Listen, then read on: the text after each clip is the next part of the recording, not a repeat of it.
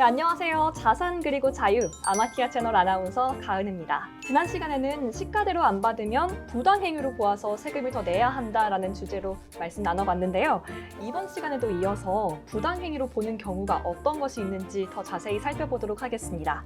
오늘도 세무의 대가 전성구 대표님 모셨습니다. 안녕하세요. 네, 안녕하세요.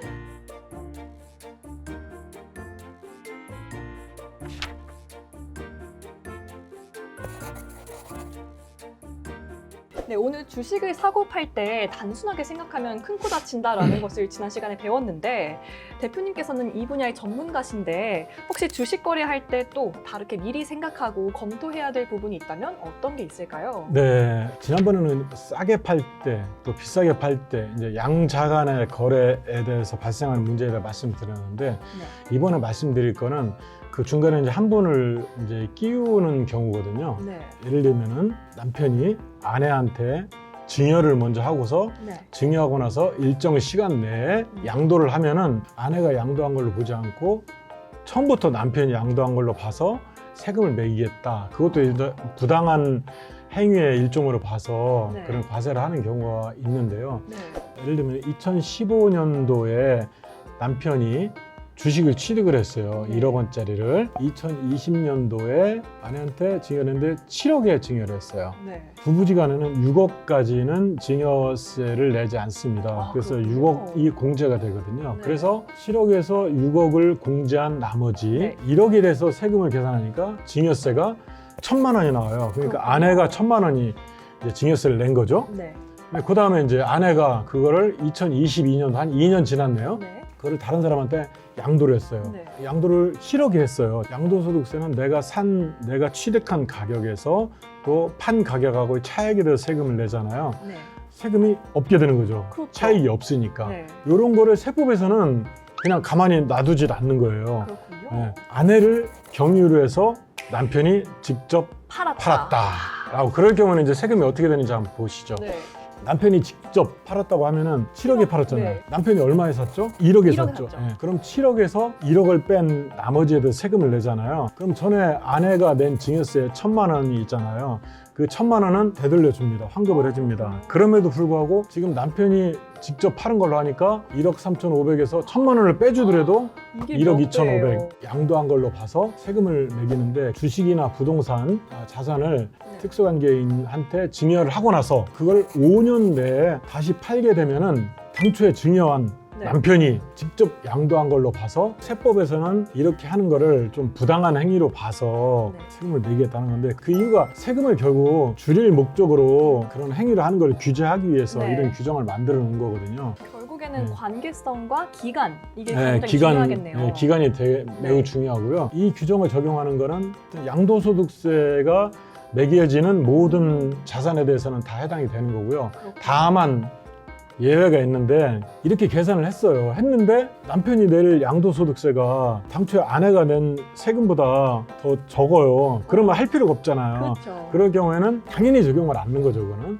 그 다음에 그 주식을 증여받은 아내가 양도를 했잖아요. 네. 그 양도소득이 아내한테 진짜 귀속이 됐어. 네. 아내 통장에 들어와서 아내가 그걸 사용한다는 게 확실하다. 그런 경우에는 세금을 매기지 않습니다. 근데 그런 경우는 어떻게 알 수가 있죠? 통장을 입증을 해야죠. 부동산을 산다든지 자산을 산다든지 어떤 그런 목적을 하게 되면 당연히 남편한테 증여받아서 파는 거구나라고 인정을 해주는데 실질적으로 이렇게 그렇지 않은 경우가 많아요.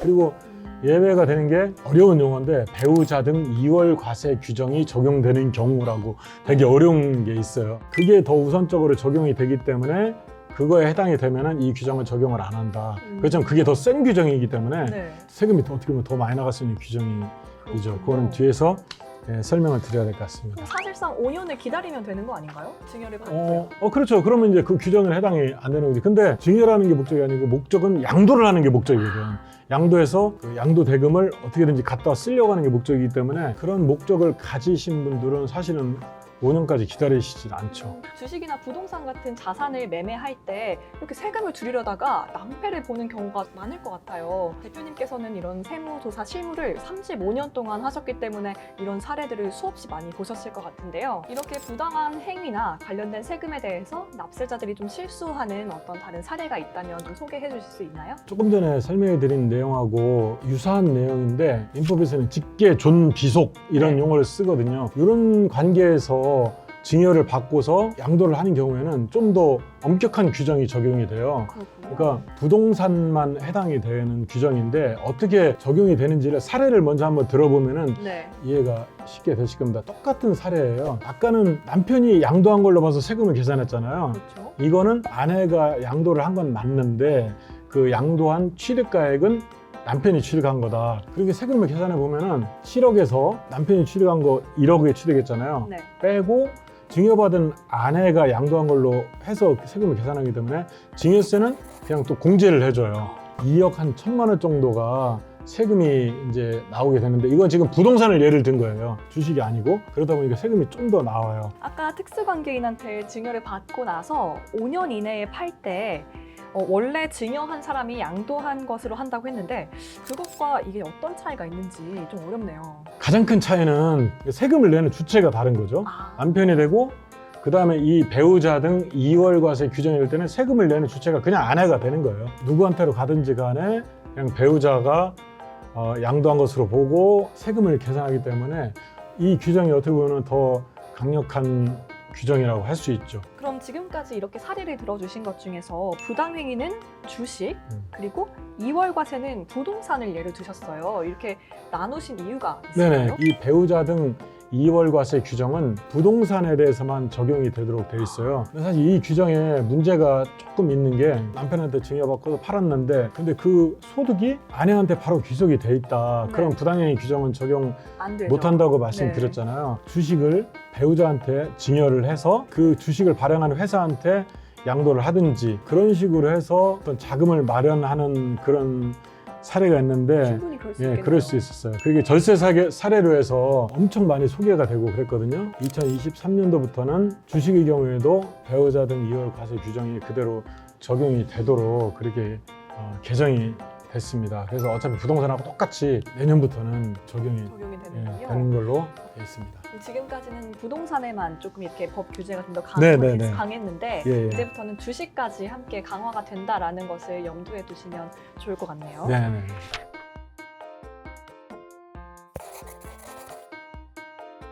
이렇게 지금까지 친인척같이 이렇게 특수관계에 있는 사람과의 거래를 할 때 싸거나 비싸게 팔 때 세금 문제를 말씀하셨잖아요. 네.